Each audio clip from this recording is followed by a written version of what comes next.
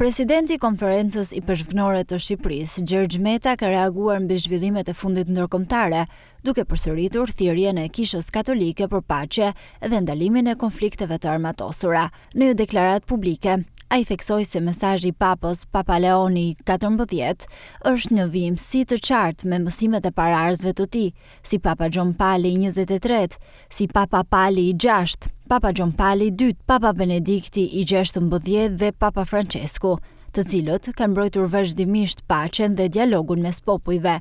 Meta nënvizoi se në një botë të përfshirë mes konflikteve të shumta, përfshirë luftën në Ukrainë, në tokën e shenjtë, në Liban dhe Sudan, çdo luftë mbetet absurde dhe me pasoja të rënda për njerëzimin. Sipas tij, ideja se paqja mund të arrihet përmes forcës ushtarake është një qasje e dështuar.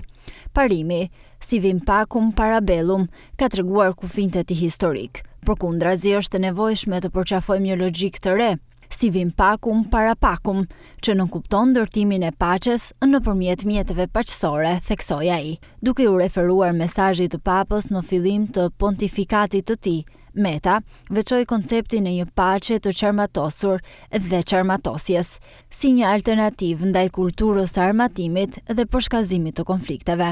Në përfundim, presidenti i Konferencës i Peshqvinore u bën thirrje udhëheqësve botror, përfshirë dhe ato në Shqipëri, që të angazhohen në mënyrë aktive për promovimin e paqes, dialogut dhe respektit të së drejtës ndërkombëtare.